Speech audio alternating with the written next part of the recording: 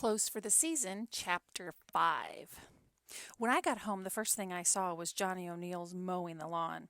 He was riding one of those little tractor things, and grass flew everywhere. It smelled like summer, sweet and fresh and damp. Mom was sitting on the porch reading a crime novel. I dropped the photocopy in her lap. Want to read about a real murder? She jumped as if I had dropped the body itself on her lap. But she read the article. When she was finished, she looked up at me. I had almost convinced myself Arthur made the whole thing up. But I guess it's true after all. She shivered and folded her arms tightly across her chest. That poor woman. Such a horrible way to die. I sat down beside her. When Arthur and I were at the library, we met a reporter from the Richmond Times. Her paper's doing a series of unsolved crimes, you know. What they call cold case files. She's writing about Mrs. Donaldson's murder, and she wants to come take some pictures of the house. I'd better tell your father. Photocopy in hand, Mom went inside, me, of course, right behind her. Dad was in the kitchen talking to a contractor about a new roof. Look at this. Mom waved the photocopy. Everything Arthur said is true. Mrs. Donaldson really was murdered right here in this very room. The contractor nodded. Didn't you folks know that? Mom shook her head. Isn't there some sort of law that makes it illegal to hide things like that about a house? She asked. Dad sighed. It's hardly worth pursuing. We bought this place. We've moved in. I've hired a roofer, a plumber, and an electrician. I can't see leaving because a woman was murdered here. I'll never enjoy cooking a meal in this kitchen again, Mom said. Dad gave her a long look. Let's face it, Carolyn, you've never enjoyed cooking a meal anywhere. The contractor and I laughed, but Mom poured herself another cup of coffee and went outside to drink it on the porch. She had never had much of a sense of humor about herself.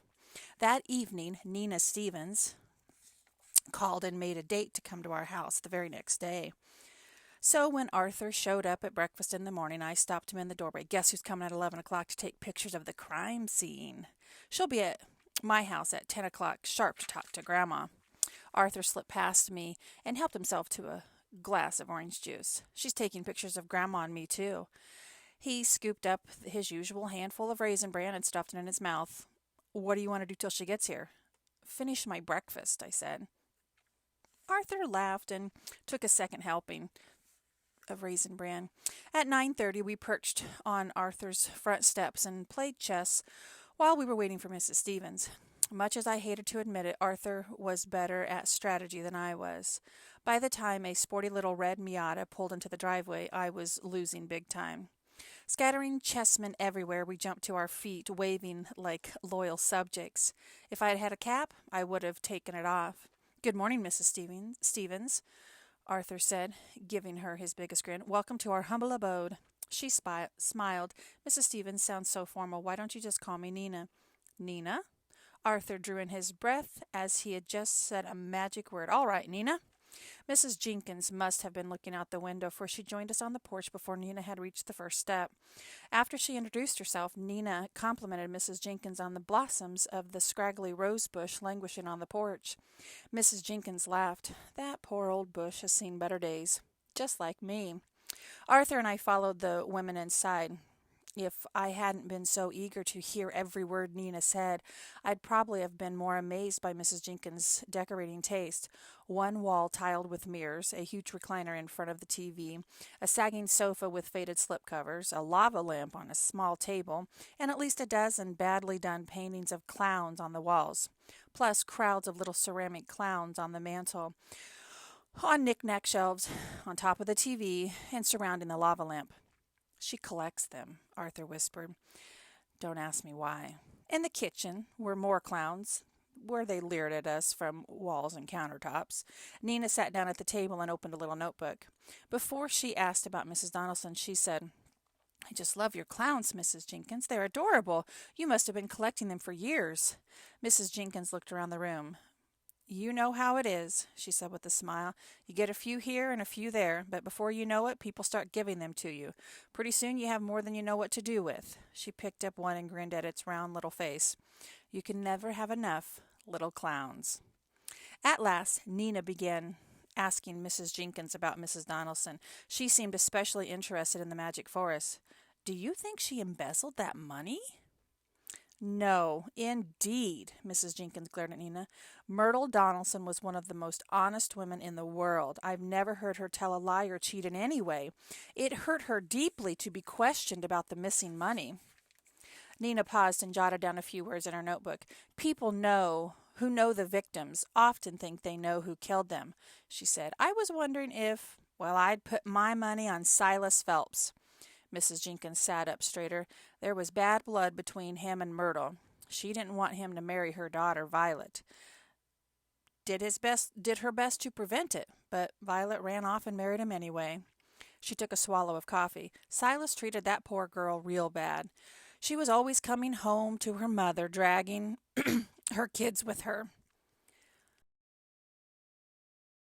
Then Silas would show up, demanding that she come home, and he and Myrtle would get into it.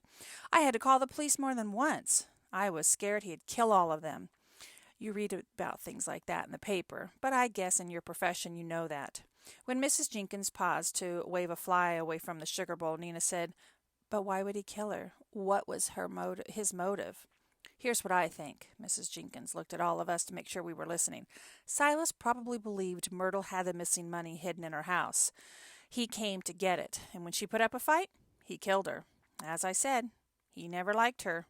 Or the dog. Why do you think the police didn't suspect Silas? Oh, they've talked to him, but he said that he was home watching TV and Violet backed him up. She was so scared of him.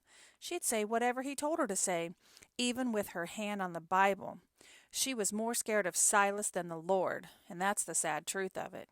Mrs. Jenkins pressed her lips together and shook her head sadly. I still miss Myrtle.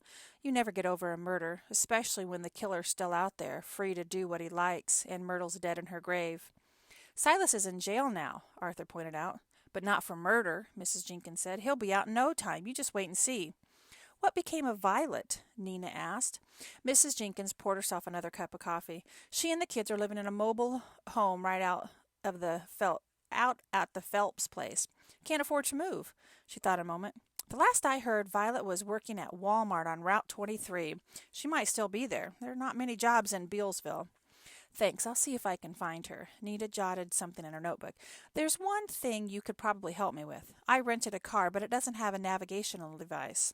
With my terrible sense of direction, I'm thinking of hiring a local to show me the area. Me! Arthur jumped up as if he were volunteering for extra credit at school. I can show you everything in Bealsville and beyond. Ask Logan. I gave him a great tour. Nina smiled. Thanks, Arthur, but I want someone who's at least 18. Well, try Johnny O'Neill at Golden Joe's Pizza Go-Go, Mrs. Jenkins suggested. He's always looking for extra cash. Nina wrote down Johnny's name and closed her notebook. Now, if I could take a few pictures, I'll be on my way. I've taken up far too much of your time already. It was what Arthur and I had been waiting for.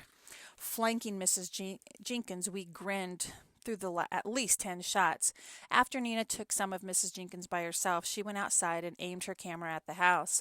She must have shot at least a dozen pictures from all possible angles. Nina noticed Bear sitting on the porch. Is that your dog, Logan? No. That's Bear, Mrs. Donaldson's dog. Grandma and I have been taking care of him since she was killed, but he spends most of his time on Logan's porch. I think he's waiting for Mrs. Donaldson to come home. How sad. Nina followed Arthur and me into a yard and took a few pictures of Bear lying by our door. Mom and Dad stepped outside to welcome Nina. Inside, she devoted herself to photocopying every room upstairs and down, including the dark, cobwebby basement. She wanted a feeling, she said, of Mrs. Donaldson's life and death. Does this lead to the attic? She asked, pointing at a door to the upstairs hall. Yep, I've been planning to have a fan installed to draw out the hot air of the house. It'll be a very efficient cooling system. Is it possible for me to have a look? Of course. He opened the door to a steep flight of steps leading to dark dustiness. Nothing to see, he said. Just dust and a ton of Mrs. Donaldson's junk that nobody ever removed. Nina climbed the stairs and disappeared into the darkness. She stayed there a long time while I attempted to ask if she was okay. When she finally came down, she had a smudge of dirt on her cheek and cobwebs in her hair. Well, she said, if you could tell me a little bit about why you moved to Bealsville and how you felt when you learned Mrs. Donaldson was murdered, I'll be finished here. I got a job at the high school, teaching art, Dad began. And we were sick of crime in Richmond, Mom put it in. So what happens? We buy a house in a small town and find out the previous owner was murdered. Nina looked sympathetic. You must have been horrified. Mom nodded, but before she could elaborate, Nina got up to leave. Thank you so much for your time. When will the story be in the paper? Arthur asked. I'm not sure, she said. It's part of a series. I suppose the editors will decide when all the articles are ready. Arthur and I followed Nina outside and watched her drive away in her nifty red car. You know what we should do? Arthur said. Ride our bikes to the magic forest and take a look around. I haven't been there for ages. I thought you said it was closed. It is.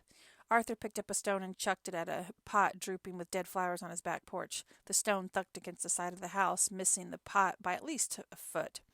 But I know how to get in. You ought to see it before it's bulldozed. Logan, Mom called. Lunch will be ready soon. Arthur was about to follow me, but his grandmother stopped him. There's a nice bologna sandwich waiting for you on the table, Artie. All right, see you later, he called, and he ran inside.